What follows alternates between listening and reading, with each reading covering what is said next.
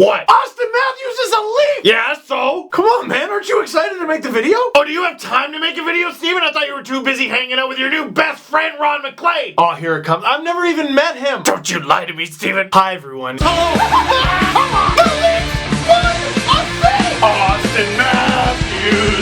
Voodoo, wizardry, and... Well, time for a redo. This team is ruining my life! No, really, I've never met him. I don't know what he's talking about. Leafs win! 5-4 over the Detroit Red Wings in their last ever game at Joe Louis Arena. Yo, if the Leafs make the playoffs, and that is still an if, mind you, I think we're all gonna die. Okay, think of how your heart felt last night. Think of how you felt it come out of your chest and you can feel your pulse trying to escape through your neck. Multiply that by the playoffs! Or multiply it by not making it. That reality could have come a lot closer if the Leafs had not won this game, but they did. Let's look at it. The Leafs, and specifically Tyler Bozak, which is odd, have gotten into a lot of penalty trouble over the last few games. He gets a high-sticking double minor less than halfway into the first. It's not what caused the first goal, but it's not a great way to start the game. The Leafs managed to kill that off, the Red Wings kill off one of their own, and now we're at even strength. Communication has been an issue for the Leafs all year. Another issue at times is they back up way too deep. Don Cherry brought it up and we will get to that. Leafs leaving the slot wide open, giving Gustav Nyquist way too much respect. He shoots and snipes on Freddie Anderson. It's 1-0 Red Wings. And I gotta tell you, it was a real stab to the face of the Leafs playoff hopes. A bunch of fans tweeted me, like, it really bugs me that Nyquist scored that goal because he shouldn't even be playing in this game. I didn't want to tweet that because the Leafs were losing at the time and it just seemed petty. And I think we've already been over this since the incident, but damn it, that guy shouldn't be playing. Anyway. We get to first intermission. Now, I am at a bar. I'm hanging out with my friends. We are out to get dinner. I'm looking up at the TV. I see Don Cherry in his goofy jacket and Ron McLean, and they're just talking back and forth. And I did what so many Canadians do on Saturday night. They watch Coach's Corner at the bar with the sound off. Expert bar owners and Real Sports gets this. Turn the sound up! Because on Saturday night at first intermission of whatever game is on the television in that region, Canada becomes San Diego. Hey everybody, shut the hell up! Ron Burgundy's on! But no, I'm just watching it, looking up at the highlights, and oh, Jerome McGinley, they're talking about him. I like him. There's him punching someone in the face. I talked about that recently. You go and punch him in the face. Oh, he did it again! And I catch up with my friends, we talk about our week, we order a drink, we order some food, and I look down at my phone and 15 texts, 2 missed calls, a voicemail, and a bunch of Facebook posts. And immediately, I'm like, something terrible has happened. And it turns out this happened. Video credit to my wife, because I don't want to use the actual footage just in case I'm not allowed. Wait, what, he's got 14 goals, I think. We've never met Steve Dangle, but he said he should have been one of the 100. Steve Dangle's on Hockey Central every weeknight. Oh, yes. No, I topped the 100, of course. Yes. But Malkin's not on, and he won every trophy except Rookie of the Year. I think he did win Rookie. Anyhow. Oh my god. Why don't you just marry him, Steve? You know you're my boo. I know. Again, we say this all the time to like our American friends and Australian friends, UK friends, wherever you're watching from, friends. We tell them the impact of Hockey Night in Canada and how big it is in this country, and they think we're kidding. If you're a Canadian and someone mentions you on Hockey Night in Canada, every human being you have ever met in your entire life is going to contact you within 20 minutes. And not just I was mentioned, they could be like, this Steve Dangle idiot, which is kind of what I expected. If I was ever going to get mentioned on that program, it would be that. But Ron with a nice name drop, and not just a name drop, he's actually, he watched that video. And Don with a perfect, perfect, I wouldn't have it any other way.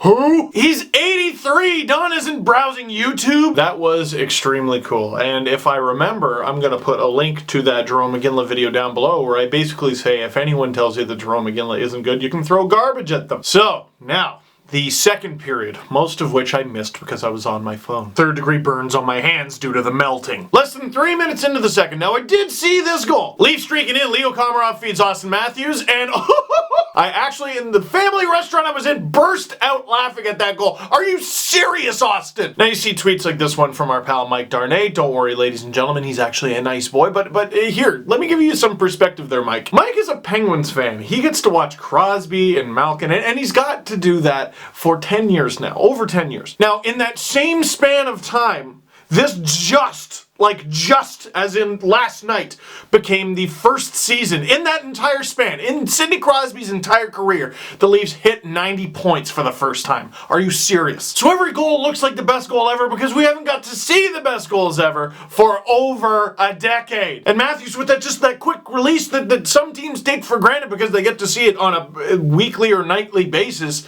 It's so foreign to us, unless it's happening against the Leafs. Matthews with his 37th, the record grows, and it's 1-1. Over halfway through the period, Detroit Red Wings fans probably mad, and understandably, because Connor Carrick's stick comes up and clips Andreas Athanasiou, I'm not sure how it's pronounced, and he goes off. Lo and behold, like 15 seconds later, it's Connor Carrick who feeds Mitch Marner for the breakaway pass, shoots, snipes, top corner on Jimmy Howard, 2-1 Leafs, they got the lead. And I'm looking down, this can't be right. That's Connor Carrick's 6th assist of the season. That's it? Look, I know the American Hockey League is another beast, but if his performance in the AHL is any indicator, Connor Carrick has a lot of room to grow offensively. I mean, his NHL numbers are an indicator of that as well. He's got room to grow offensively. I think there's more. There is more. Meanwhile, Mitch Marner, this kid is disgusting, is 18th in the season and he's almost matched his age. I guess that strep throat's gone. Just over a minute later, actually similar to the Gustav Nyquist goal in the first, the Leafs applying pressure, the Red Wings leave the slot wide open. William Nylander has it. Do not do that! Snipes, disgusting, disrespectful, his 22nd of the season. The Leafs are up 3-1. Now the Leafs have a multi-goal lead, so it's time to panic! Nick Jensen gets a couple attempts at it, he puts it in, and guess what? Now it's only a 1-goal lead as we head into second intermission. By the way, the Red Wings have been bad this season. That's established. They've given the Leafs some trouble, but the Red Wings have been bad. Despite all that, apparently the assist on that goal was Zetterberg's 49th. And then on the next goal, oh, you got an assist on that one too, so that's 50. That's much bigger than 49, Steve. You kind of jumped the gun. Anyway, how good is he? I was watching the game. I was looking at some of the numbers of the game, and the Red Wings have been bad, but I just look at those numbers from Zetterberg. I look at some of the young players they have. I look at the goaltending situation they've had this year. I'm like, I would not be shocked at all to see him get back in the playoffs next year. And before you go, Steve, that's crazy. Dude, it's the Red Wings. You're crazy. Third period starts. The Leafs have the lead. Oh, so that means they've been outplaying the Red Wings. No, not good, man. Leafs backing up, panicking. You see it in the body language. Freddie having to stand on his brain again. And the dam finally breaks with just over 5 minutes to go in the third. Leafs panicking. Carrick and Polak are flopping over someone in front of the net, flopping all over Anderson. And Zetterberg with, oh my God, his 50th, and oh my God, maybe his prettiest sauce pass to a wide open Nicholas Kronwall. Why would you cover him? He's only got 1 goal. Well, guess what? Now he's got 2. It's a tie game. I did kind of give it to the Leafs who are in front because sometimes they find themselves in situations where they double team someone, and that means they left someone open somewhere else, and that's how Nicholas Kronwall scored this goal. I get it. But that pass?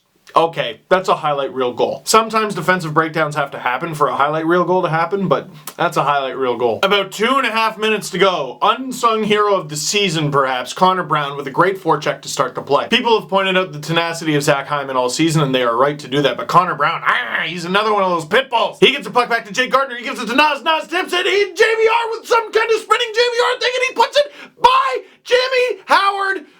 Leafs are up by 1. Which in Leafs Nation is as good as being up by like 0.1. You're still in the lead, but like you don't feel good. Now the goal celebration here said a lot to me because the Leafs get into some trouble when they get a little too excited. JVR with the whoa up on 1 foot like he often does. Nas actually jumping up and down like he just won the biggest game of handball at recess, but it's an NHL game with about 2.5 minutes to go. I'm not saying don't celebrate a goal with joy. Believe me, I think that sports could use a little bit more joy in them, a little bit more fun, but don't take your foot off that freaking pedal. Just over a minute ago, Austin Matthews shoots, doesn't go in, and guess what? Shoots again!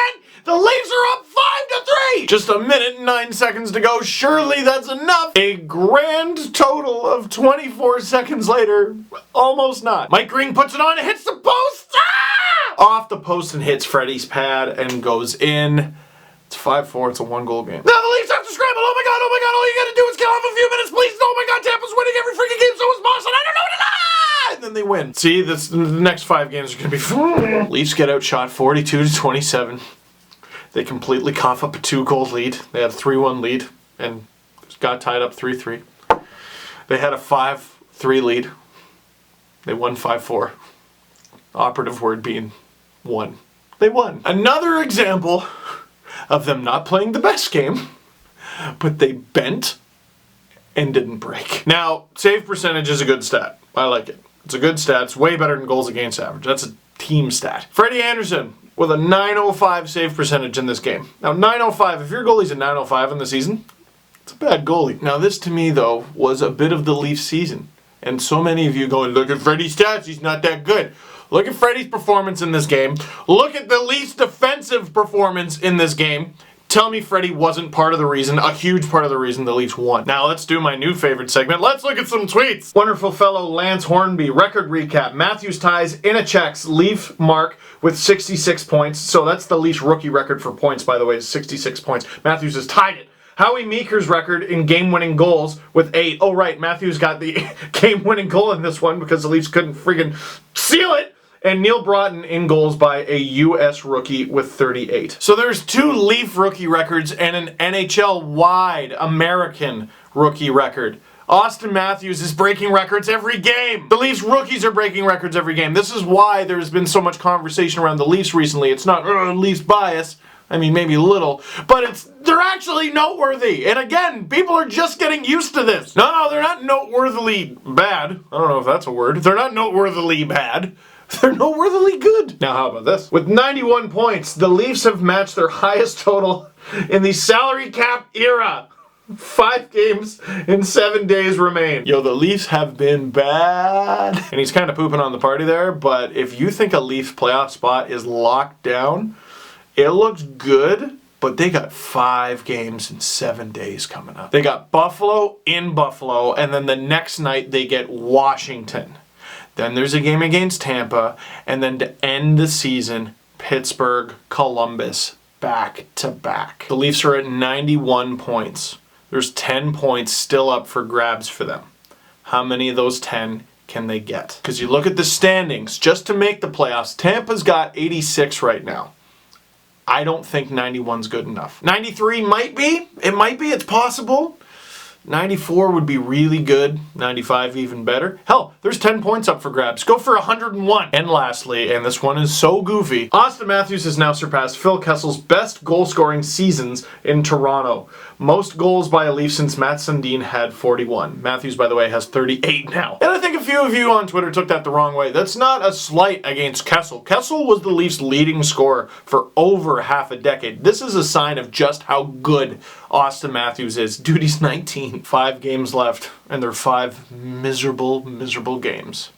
Are you in? Last but not least, today is World Autism Awareness Day. Now, please don't click off the video. You can, obviously, but please don't. Just give me a minute. As I think most of you know, this is an issue near and dear to my heart. My sister has autism as well as a few other things. Elliot Friedman helped boost this post from the Florida Panthers. It's a really nice video. Megan got a day with the team. Now, okay, awareness. A lot of you are like, all right, I'm aware. I saw this story recently of Sesame Street having this autistic character, and a lot of people were like, oh, it's going to be so good for autistic kids, and they see the character that they can relate to. And that's true. Where my mind immediately went was this is actually a really good opportunity for this show and for parents to teach their children about it. Because at school you get asked about it, and I don't know what to say about my sister. I'm 5, 6, 7 years old. I don't know what to say beyond she watches a lot of Barney, which she does. So to the parents watching, or the prospective parents, or the people who think they might be parents one day, this is actually a really good opportunity for you. The awareness, the research, all of it. It's the least you could do. They're human beings, and you benefit from autistic people every day. You just don't even know it. So that is it for this one. Thank you very much for watching. Click like if you like this video. Click subscribe if you really liked it. Tell all your friends.